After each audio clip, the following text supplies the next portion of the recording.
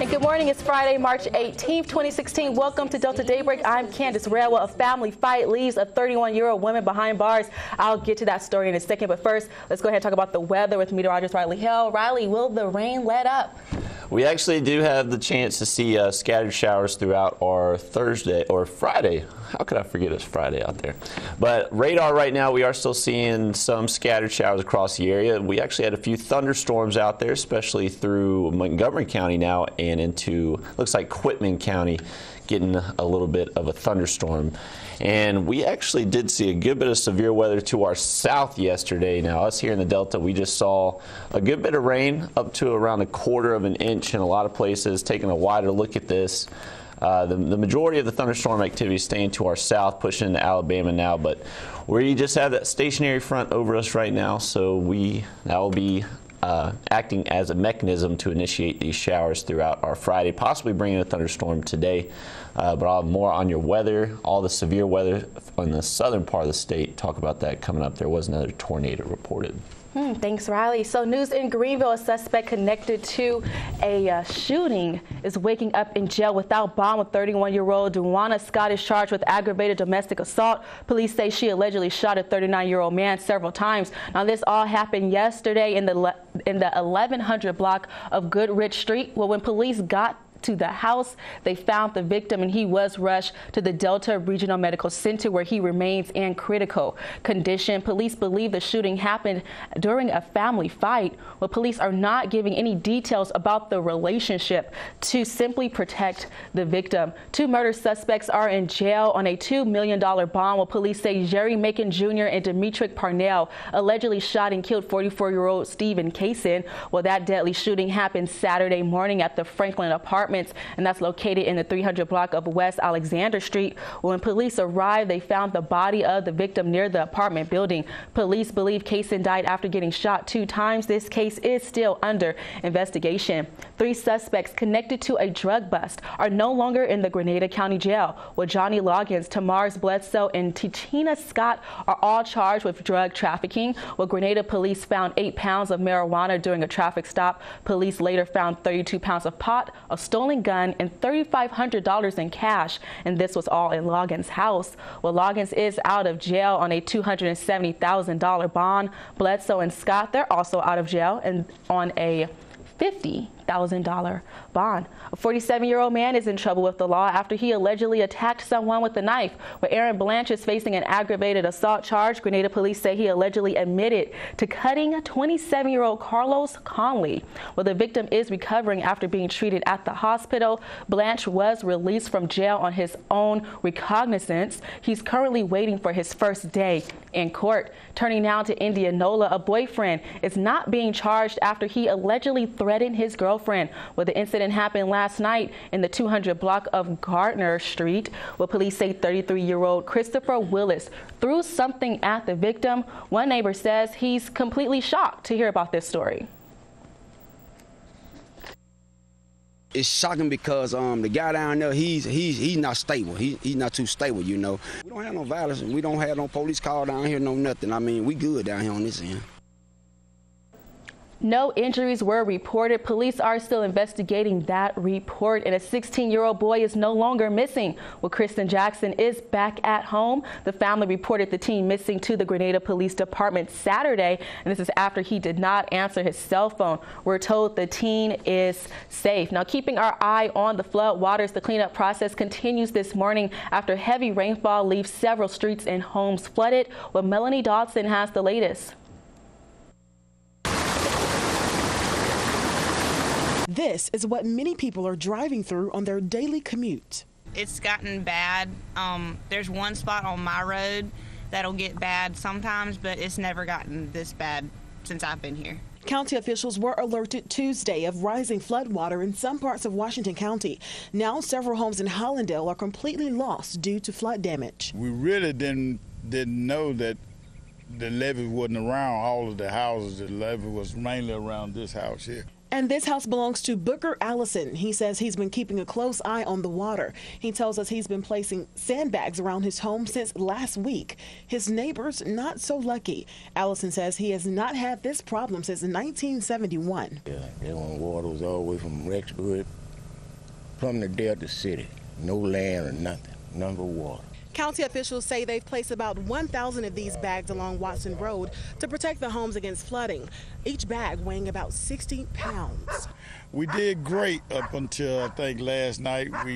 Last night I think is where we ended up, and some of this water seeped into this home, and then on the other home on the other end. Residents who live along the road say they are happy with the response from county officials. A lot of people from the county, there were like 7 or 8 work trucks out here, and they were sandbagging all of those houses down there and digging ditches to where the water could pump off and helping the people put pipes in their yard and pump the water out. In Washington County, Melanie Dodson, WXVT, your Delta News. A multi-medium artist born in the Mississippi Delta is gaining national attention after using flames to create beautiful artwork. Take a listen. Well, I'm motivated through the passion and love of art itself, and it just fascinates me to actually challenge myself in doing different types of art. 55-year-old Deron Lewis is a fire painter born in Mound Bayou, Mississippi. He began sketching and painting at the age of 10. I did research on fire painting, and it took me back to the Paleolithic age of the caves. So I thought that was a great idea for me to bring it out of the caves and put it onto canvas. Fire painting is a photographic lighting technique that uses fire as a light source to create images on canvas or paper. I typically choose historical figures or monuments or something to that nature to teach people about their own city and state. Lewis says he's painted murals across the nation, from the Magnolia State to Washington, D.C. What I'm attempting to do is have fire paintings installed in museums across the United States, in every state and cities of my choice. I asked Lewis what's the most important message that he wants you at home to know. He says to never give up on your goals. In the studio, I'm Candace Redd for WXVT News. Well, Lewis also says he needs sponsors because he travels across the nation using his own money to teach others about fire painting. Well, if you would like to donate or even order fire artwork, how cool is that? Just visit dklewis.net. Well, today in history on March 18th, this is back in 1852, well, Henry Wells and William Fargo start a shipping and baking company, and this is in New York City. Well, there was a huge spike in the demand for cross-country shipping, and this is after gold was discovered back in California in 1849. Well, in July of 1852, the Wells and Fargo Company shipped its first loads of freight from the East Coast to mining camps scattered around northern Cali.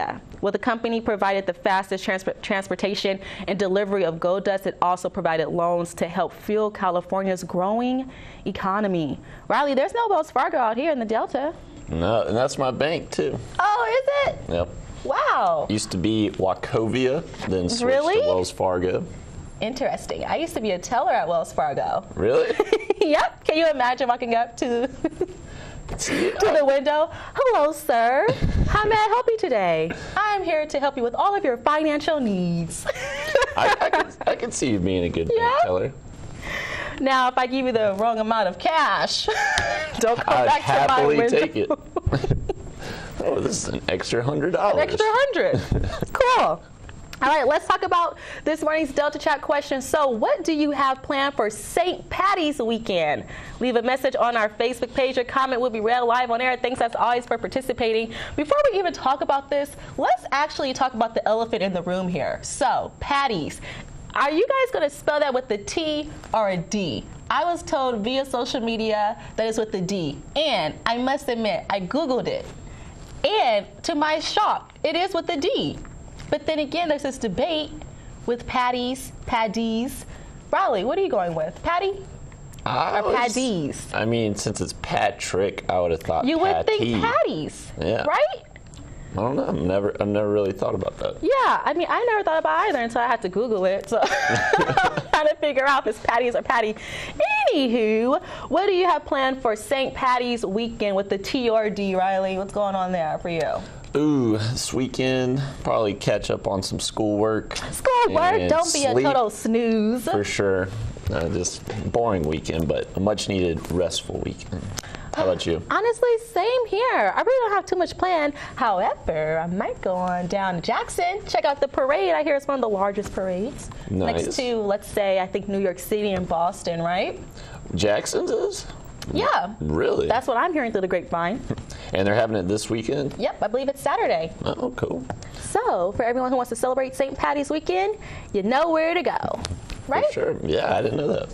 Okay, let's talk about the weather now. Like I said earlier, at least when I was driving on my way to work, it was pouring down rain. Is that going to be out throughout the entire day here? Not throughout the entire day. We'll just kind of see periodic showers moving in and out of the area right now. But day planner for today, we really do keep at least a slight rain chance for the majority of our Friday, possibly bringing a thunderstorm by later this afternoon.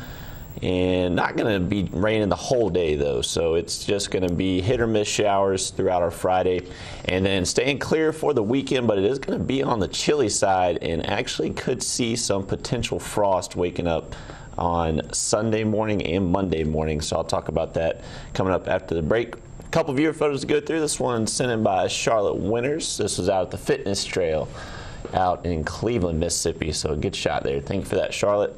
And this one was sent in by Lamar, and I got it wrong yesterday. I called his picture a sunset, but it was a sunrise, but I think this is a sunset. I'm pretty sure because it's on the other side of his property, I'm guessing, because we don't normally get this view. But good shot nonetheless. Thank you for that, Lamar. Another great picture out of Money. And if y'all have viewer photos you'd like to share with everybody, just go to our Facebook page or Twitter accounts and just make sure you include who you are and where you are. Riley, when you're eating, do you even think about what your brain is thinking? Can you think about what your brain is thinking? That's deep. It's so deep, isn't it? That's really deep. So, could part of the brain control how much you eat?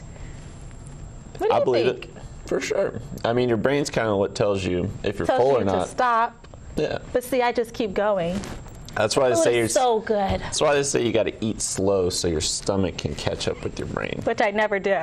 Me either. Who wants to do that? Not me.